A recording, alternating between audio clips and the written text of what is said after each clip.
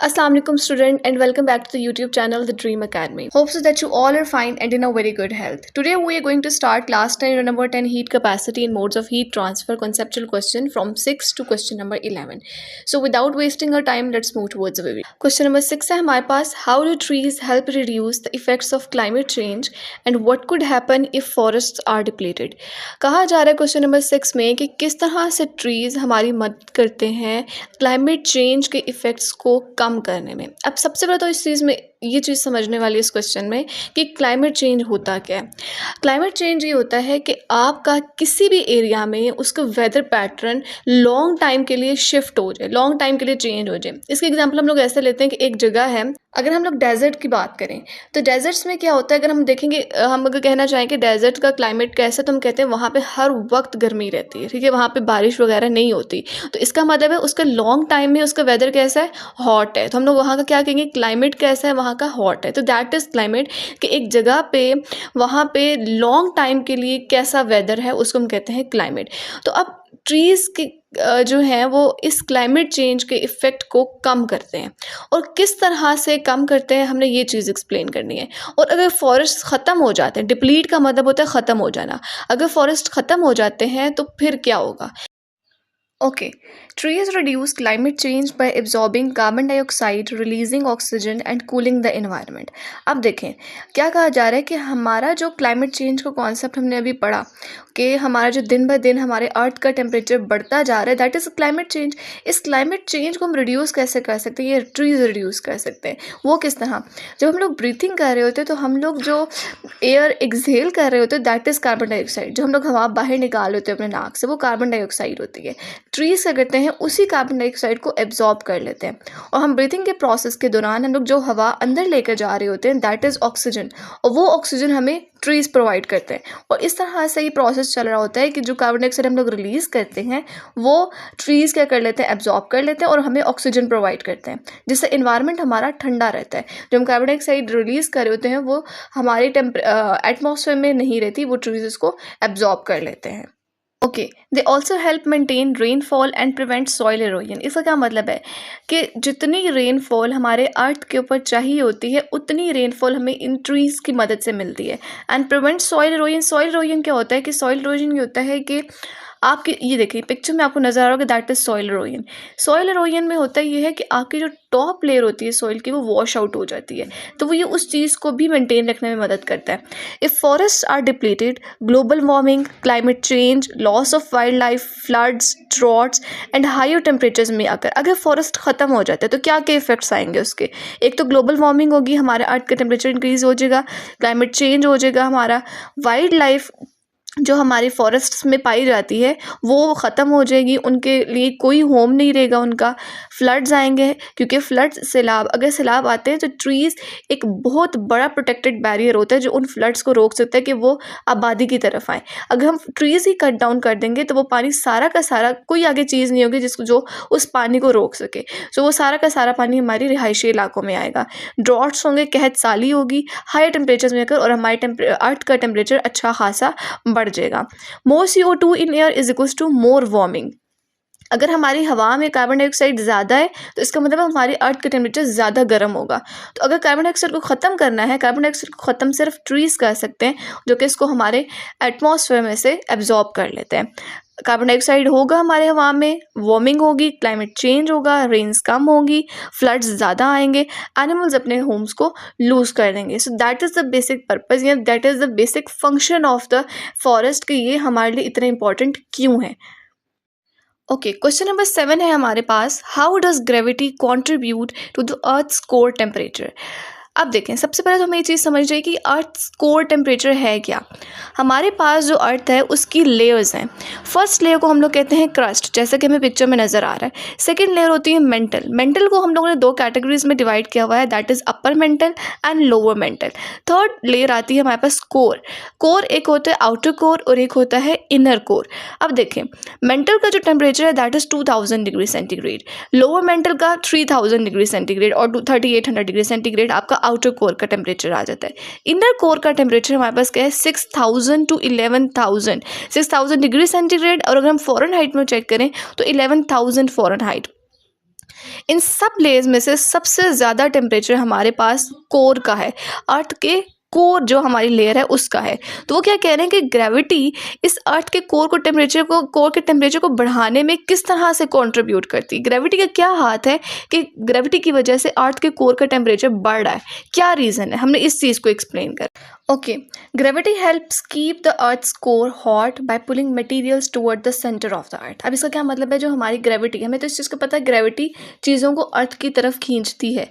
यही ग्रेविटी अर्थ के कोर को हॉट रखती है। क्यों? क्योंकि ये अर्थ के सेंटर की तरफ मटेरियल्स को खींच के लेके आती है। As these materials moved inward, जैसे ही ये मटेरियल्स अर्थ के कोर की तरफ आते हैं, दे वर स्क्वीज्ड टाइटली, तो उनको खींचा जाता है, स्क्वीजिंग होती है। Because of strong pressure the movement and squeezing of the materials produce heat. उस स्ट्रॉन्ग प्रेशर की वजह से जब उन चीज़ों को खींचा जाता है, वो स्क्वीज होते हैं तो वो हीट प्रोड्यूस करते हैं। Similar to how rubbing objects together creates warmth, इस तरह जैसा जब हम लोग अपने हाथों को आपस में रगड़ते हैं तो हीट प्रोड्यूस होती है, उसी तरह जब ये ऑब्जेक्ट्स अर्थ के सेंटर की तरफ खींचे जाते हैं तो ये रगड़ खाते हैं और हीट प्रोड्यूस करते हैं। This heat became an important source of the earth's internal heat. और अर्थ की इंटरनल हीट का सबसे बड़ा सोर्स, सबसे बड़ा जरिया वो यही चीज़ें हैं। जब ये चीज़ें अंदर की तरफ खींची जाती हैं तो वो क्या करती हैं, हीट प्रोड्यूस करती हैं। And helps in geological activities, और अर्थ की जो एक्टिविटीज़ होती है, जियोलॉजिकल एक्टिविटीज़ में आ जाता है हमारे पास जो मूवमेंट ऑफ टेक्टोनिक प्लेट्स है, जिसमें हम लोग कहते हैं कि ज़लज़ला आ गया, तो वो भी तो टेक्टोनिक प्लेट्स की मूवमेंट की वजह से आता है। तो ये इस चीज़ में भी हेल्प करती है, ये हीट जो है इस चीज़ को और बूस्ट अप करती है। This process is known as gravitational compression, और इस पूरे प्रोसेस को हम लोग क्या कहते हैं, ग्रेविटेशनल कॉम्प्रेशन। क्वेश्चन हमारे पास यही था कि ग्रेविटी अर्थ का जो कोर है, कोर लेयर है, उसके टेम्परेचर को किस तरह से बढ़ाती है, उसके टेम्परेचर को बढ़ाने में किस तरह से मदद करती है। तो वो हमने पढ़ लिया कि जब भी ग्रेविटी चीज़ों को अर्थ के सेंटर की तरफ खींचती है तो वो स्क्वीजिंग करती है। जब वो चीज़ें स्क्वीज होती हैं, प्रेशर क्रिएट होता है, रगड़ खाती हैं, तो वो हीट प्रोड्यूस करती हैं। वही हीट सबसे बड़ा सोर्स है अर्थ के कोर के टेम्परेचर को बढ़ाने का। क्वेश्चन नंबर 8 है हमारे पास, why do certain gases in the atmosphere trap more heat than others. अब हमें इस चीज़ का पता है कि एटमॉस्फेयर में हमारे बेशुमार गैसेस पाई जाती हैं, लेकिन उन गैसेस में से कुछ गैसेस जो होती हैं वो हीट को ज़्यादा ट्रैप करती हैं दूसरों की बजाय। तो इसके पीछे रीज़न क्या है कि वो क्यों हीट को ट्रैप करती हैं, हमने इस चीज़ को डिस्कस करना है।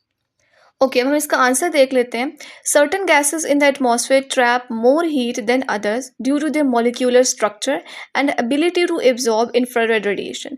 अब हमारे एटमॉस्फेयर में कुछ गैसेस ऐसी होती हैं जो हीट को बहुत ज़्यादा अमाउंट में ट्रैप कर लेती हैं। उनकी वजह ये है क्योंकि उनका मॉलिक्यूलर स्ट्रक्चर ऐसा होता है और उनके पास इस चीज़ की एबिलिटी होती है कि वो इंफ्रारेड रेडिएशंस को एब्जॉर्ब कर लेती हैं। अब इंफ्रारेड रेडिएशंस होती क्या है, सबसे पहले तो हम लोग ये देखें।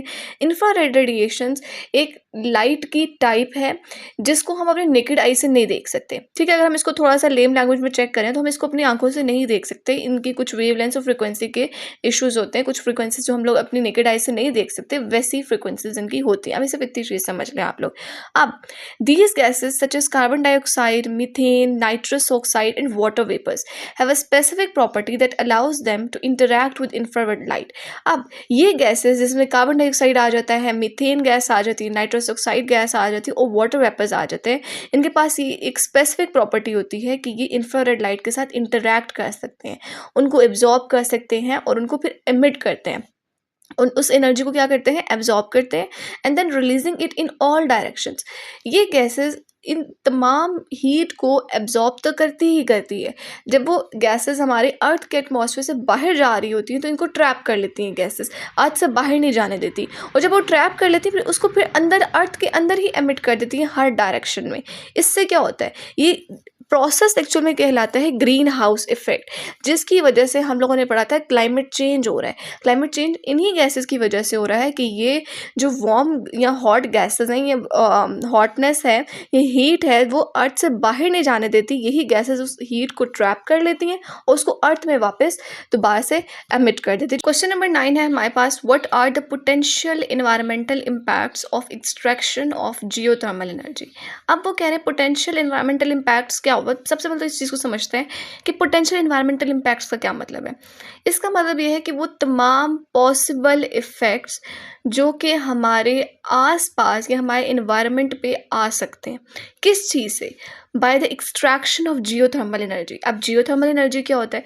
जियोथर्मल एनर्जी हम ऐसी हीट एनर्जी को कहते हैं जो कि हम लोग अर्थ के अंदर से एक्सट्रैक्ट करते हैं। अर्थ के जो लेयर्स हैं या अर्थ को डीप डाउन हम डिग करते हैं, उसकी खुदाई करते हैं, वहाँ से हम एनर्जीज़ को एक्सट्रैक्ट करते हैं, उसको हम इलेक्ट्रिसिटी बनाने में यूज़ करते हैं, बाकी कुछ प्रोसेसेस होते हैं जिसमें हम लोग यूज़ कर रहे होते हैं। तो वो पूछ रहे हैं कि क्या पॉसिबल इफ़ेक्ट्स जो हैं हमारे एनवायरनमेंट पे आ सकते हैं अगर हम जियोथर्मल एनर्जी को एक्सट्रैक्ट करके उसको यूज़ करें। तो हमने इस चीज़ को डिस्कस करना है। ओके, अब हम इसका आंसर देख लेते हैं। Geothermal energy is heat energy obtained from inside the earth. सबसे पहले तो हम लोग जियोथर्मल एनर्जी को थोड़ा सा एक्सप्लेन करेंगे कि जियोथर्मल एनर्जी क्या है। वो हीट एनर्जी जो कि हमें अर्थ के अंदर से मिलती है। The heat from hot rocks, magma और underground steam is use to produce electricity और प्रोवाइड हीटिंग। वो तमाम हीट एनर्जी जो हम लोग अर्थ के अंदर मौजूद हॉट रॉक से लेते हैं। मैग्मा भी एक किस्म का रॉक होता है जो कि अर्थ के अंदर या तो मोल्टन फॉर्म में, पिघले हुए फॉर्म में पड़ा होता है या लिक्विड फॉर्म में पड़ा होता है। वहाँ से हम जो हीट लेते हैं या हम हमारे अंडरग्राउंड स्टीम जो होते हैं उससे जो हीट लेते हैं उसको हम इस्तेमाल करते हैं इलेक्ट्रिसिटी को प्रोड्यूस करने के लिए या हीटिंग करने के लिए। Okay, so geothermal energy extraction can cause some environmental impacts such as the release of harmful gases, minor earthquakes, land sinking, and high water use that may affect ecosystems.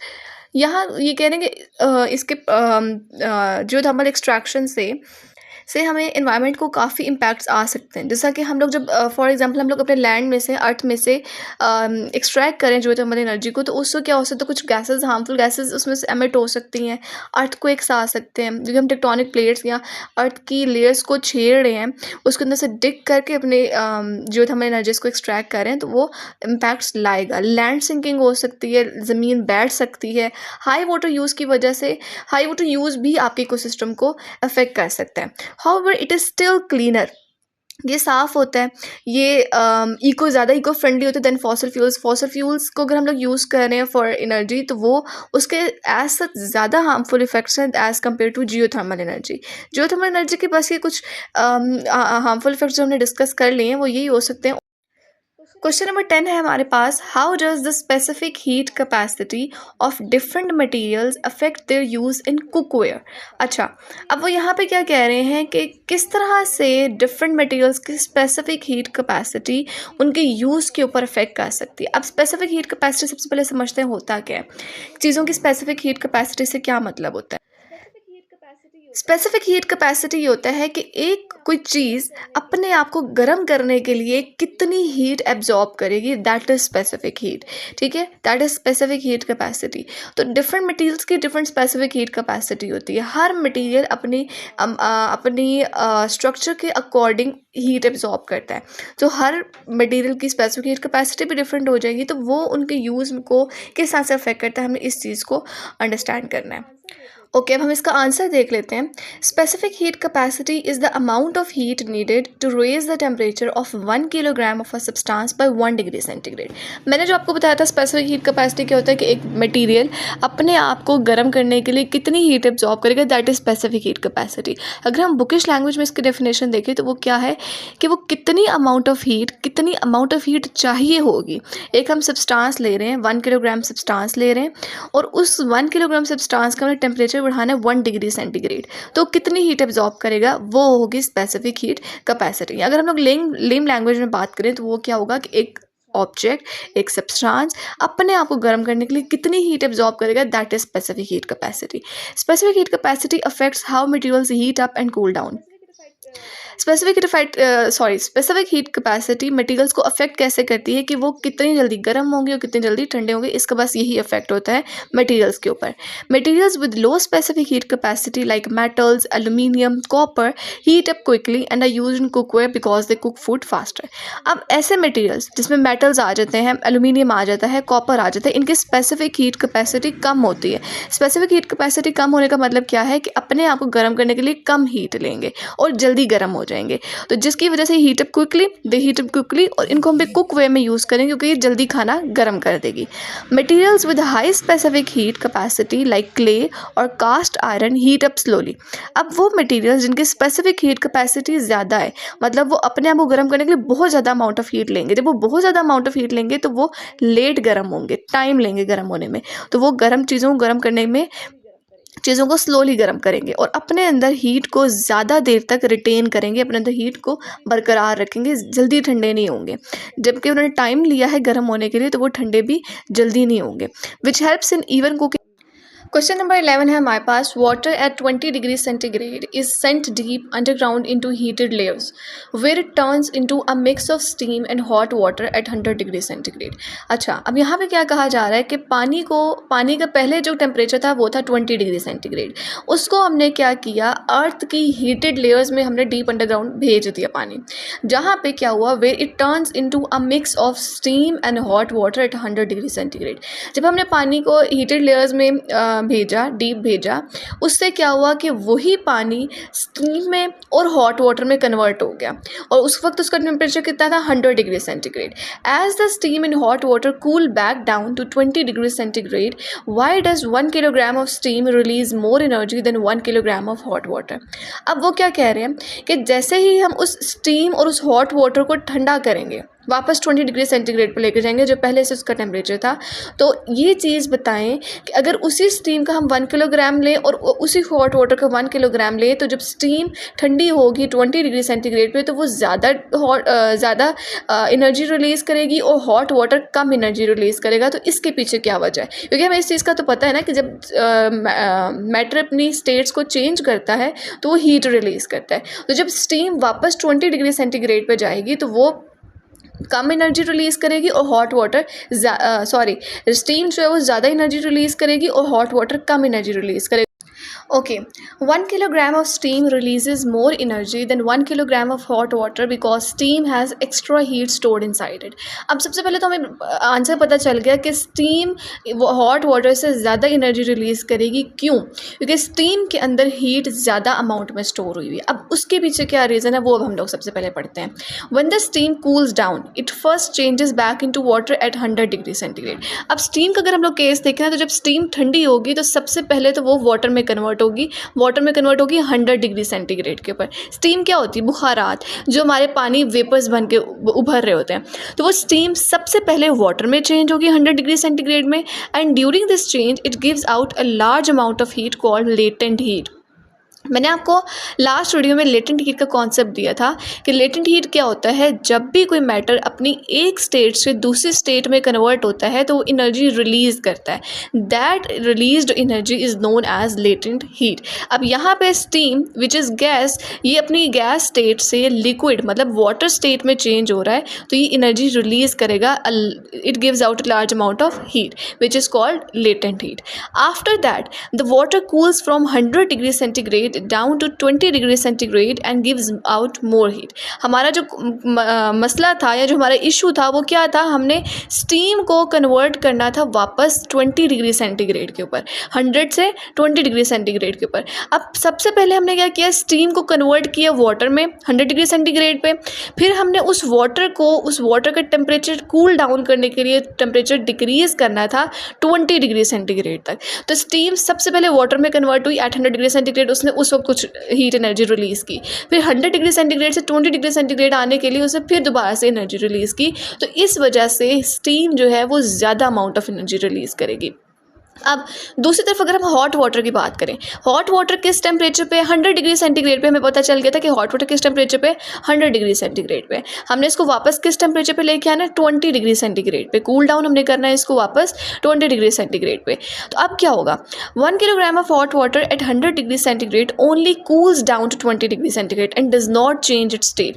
अब देखो hot water अपनी state change नहीं कर रहा है, सिर्फ वो अपने टेम्परेचर को कम कर रहा है 100 डिग्री सेंटीग्रेड से 20 डिग्री सेंटीग्रेड तक, so it releases less heat overall. तो इस वजह से ही अपने अंदर से जो हीट रिलीज़ करेगा वो कम रिलीज़ करेगा। On the other hand steam ने सबसे पहले अपनी स्टेट चेंज की, देन अपना टेम्परेचर कूल डाउन किया। वाटर वाटर पहले से ही लिक्विड स्टेट में था, लेकिन उसका टेम्परेचर 100 डिग्री सेंटीग्रेड था, जस्ट उसने अपने आप को कूल डाउन करना था, इस वजह से वो कम एनर्जी रिलीज कर रहा था. That is why steam gives out more energy when it cools back to 20 degree centigrade. इसी वजह से स्टीम ज़्यादा एनर्जी रिलीज करेगी. So this is for today's video. हमने इस वीडियो में 6 to 11 कॉन्सेप्चुअल क्वेश्चंस कवर किए हैं. प्रीवियस वीडियो में हमने क्लास 10 यूनिट 10 के 1 to 5 कॉन्सेप्चुअल क्वेश्चंस कवर किए थे. अगर आपने अभी तक वो वीडियो नहीं देखी तो उसका लिंक मैं डिस्क्रिप्शन बॉक्स में पुट ऑन कर दूँगी, आप उसको लाजमी विज़िट कीजिएगा. और कोई भी क्वेश्चन हुआ, कोई भी क्यूरी होगी, आप मुझे कमेंट बॉक्स में लिख सकते हैं. I will reply you as soon as possible. You can also visit the email that is written on the screen, and we will meet you in the next week.